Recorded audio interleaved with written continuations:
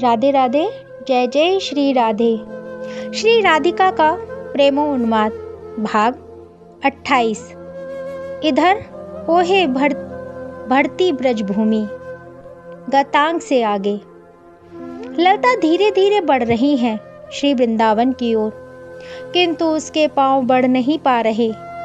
उसके पांव मुड़ मुड़ कर मथुरा श्री कृष्ण के पास ही जाना चाह रहे हैं। उसका मन कह रहा है, ललते कहाँ जा रही है वृंदावन? अपनी स्वामिनी को क्या वचन देकर चली थी तू? यही ना कि मथुरा से लेकर आऊंगी श्याम सुंदर को। अब जाकर क्या कहेगी कि नहीं आए श्याम सुंदर? इन वचनों से क्या तू लाडली के प्राण बचा पाएगी? ओहो, वो ललता बैठ गई। उसके देह से श्वेत बहने लगा। उसको अब घबराहट हो रही है। उसके सामने उसकी प्राण प्रिय लाडली श्री राधा रानी का ही रूप आ रहा है। क्या कहूँगी मैं? वो पूछेंगी, ललता कहाँ है मेरे श्याम? तो मैं क्या उत्तर दूंगी? तभी कहाँ है श्याम, कहाँ है श्याम, कहाँ है श्याम? यह ध्वनि चारों ओर से ललता को सुनाई देने लगी। वो देख रही हैं चारों ओर। ये प्रश्न कौन कर रहा है? ओहो, हिलकियों से रो पड़ी ललता। ये प्रश्न वृक्ष कर रहे थे, लताएं कर रही थी। सूखे वृक्ष लताएं सब हरे हो गए थे, मात्र आशा के कारण कि ललता कह कर गई थी, मैं लेकर आऊंगी श्याम सुंदर को। इन्हें पूर्ण आशा थी कि ललता अपने वचन का पालन करेंगी, किंतु ललता क्या करे? वो खड़ी हो गई और चारों ओर चिल्लाकर कह रही है, ललता क्या करे? वो नहीं आए। ओहो, ललता के मुख से ये सुनते ही वृक्ष वापस सूख गए, लताएं तुरंत सूख गईं। ललता के दुख का पारावार नहीं है, किंतु क्या करे ललता? आज मेरा दाहिना सुर चल रहा है, मनसुख अपने सखाओं से कह रहा है। तो सभी ग्वाल सखा मनसुख से पूछते हैं। अपने नाक के दाहिने नथुने में हाथ रखते हुए कहता है, देख देख इससे क्या होता है? अन्य ग्वाल सखा मनसुख से पूछ रहे हैं। ये सब ग्वाल वाल मथुरा के मार्ग में खड़े हैं नित्य की तरह। अब इनका यही काम रह गया है, मथुरा मार्ग में खड़े रहना और इस प्रतीक्षा में कि आज हमारा श्याम आएगा। तुम क्या जानो, ये स्वर विज्ञान है। ज्योतिष में इसकी भी मान्यता है। मनसुख कितना सहज कृष्ण के मथुरा जाने के बाद आज ही हुआ है। वो थोड़ा बहुत हंस भी रहा है। ग्वाल सखा इसे देखते हैं तो उन्हें भी आशा बंध रही है। अच्छा पंडित मनसुख जी, बता तो दो, इस स्वर विज्ञान से क्या होता है? अब थोड़े थोड़े सब सहज हो रहे हैं। क्या पता पंडित मनसुख लाल की बात सही हो। अजी, प्रेमी लोगों की सांस आस में ही तो टिकी होती है।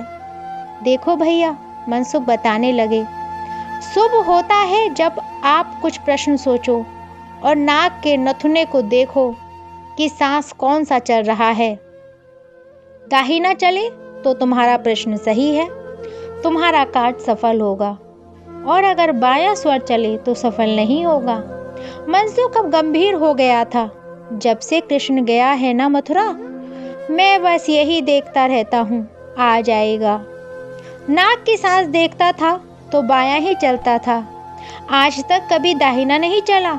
किंतु आज मनसुख थोड़ा हंसा। आज क्या तू कहना चाहता है? कन्हैया आएगा?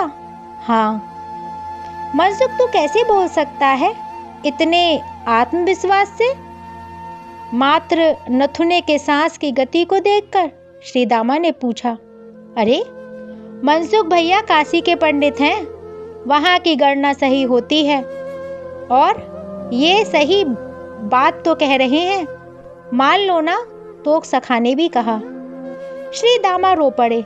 बड़ा कष्ट होता है, मान ले कन्हैया आएगा और नहीं आया तो मृत्यु के समान कष्ट होता है उस समय, किंतु कन्हैया आएगा। मनसुख अपने ही मन को कह रहा है।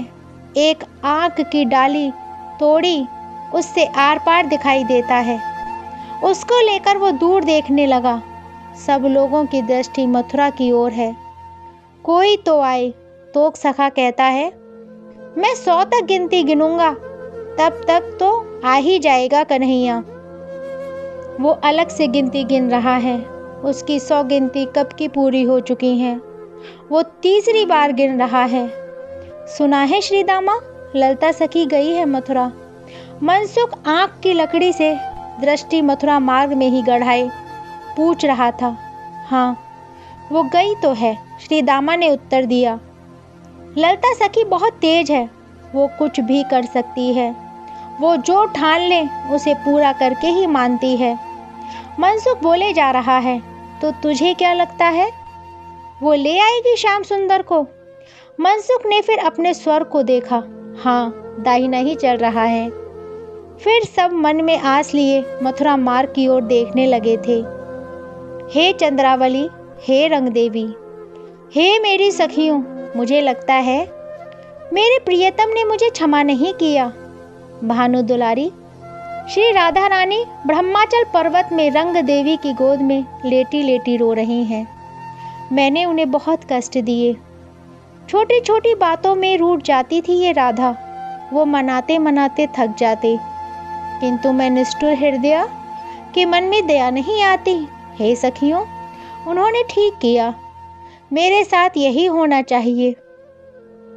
ना आए श्याम सुंदर मेरे पास, वहीं सुखी हूँ मथुरा में, तो वहीं रहे। श्री राधा रानी का मुख मलिन हो गया है, केस जटा बन गए हैं। श्री अंग जो स्वर्ण की कांति के समान थे वो काला हो चुका है।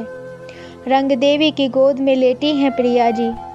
बोलते बोलते रुक जाती हैं, वाणी अवरुद्ध हो जाती है। तो रंग देवी रुई लेकर बिलखते हुए उनके नासिका में रखकर देखती हैं कि कहीं प्राण तो नहीं निकल गए। ओहो, किंतु ना जाने क्या प्रसंग स्मरण हो आता है प्रिया जी को, तो तुरंत सांस की गति तेज हो जाती है। फिर नयन खोलकर वो बोलने लगती हैं, क्या रंग देवी, यहाँ बिस नहीं मिलता? ओहो, सखियों के हृदय में वज्रपात होने लगता है यह सुनकर। सब रोने लग जाती हैं। फिर धीरे से प्रिया जी कहती हैं, मैं तुम सबको भी दुख दे रही हूँ ना? अच्छा ठीक है, मैं गिरी गोवर्धन से कूद जाऊंगी या किसी विषधर से डसवा लूंगी। ये कहते हुए वो फिर असहाय सी शून्य में देखने लग जाती हैं। रंग देवी फिर चिल्ला उठी हैं। हाँ, अपने असुरों को पहुंचकर वो प्रिया जी से पूछती हैं, मैं मर गई ना तो मेरे पंचतत्व को उसी जगह मिला देना जहाँ मेरे प्रियतम रहते हों। मेरी यही प्रार्थना है। तुम लोगों ने मेरी बहुत सेवा की है, आज इतनी सी बात मान लो। श्री राधा रानी सबको हाथ जोड़ रही हैं। मेरी प्रार्थना है, मेरे देह के जल तत्व को उसी जल में डाल देना जिस जल से मेरे प्रियतम नहाते हों। और रंग देवी, मेरी देह को तेज तत्व श्री राधा रानी कुछ देर के लिए रुकी और फिर बोली, उस दर्पण में मिल जाए मेरा तेज तत्व जिस दर्पण में मेरे श्याम सुंदर मुखचंद्र निहारते हों। हे सखियों, इस राधा का आकाश तत्व उस आंगन में चला जाए जिस आंगन में मेरे प्रियतम बैठते हों। और सखियां बस रो रही हैं। प्रिया जी की एक एक बात उनको सूल के समान चुभ रही है। हे सखियों, मेरे देह का पृथ्वी तत्व उस पृथ्वी में मिल जाए जिस मार्ग में मेरे प्रियतम चलते हों। कहते कहते श्री राधा की हिलकियां बंध गईं। हे सखी, मेरे देह का वायु तत्व उस वायु में मिल जाए जिससे प्रियतम पंखा करते हों। मुझे अब मर जाने दो, मुझे जीवित मत रखो। श्री राधा रानी इतना कहकर आह भरने लगी। हे राधा, तू धैर्य रख, क्यों इस तरह अधीर हो रही है? चंद्रावली को श्री राधा का इस तरह विलाप अच्छा नहीं लगा, इसलिए उसने गंभीर स्वर में कहा, तो मैं क्या करूं? श्री राधा ने पूछा, क्या भूल गई हो राधा?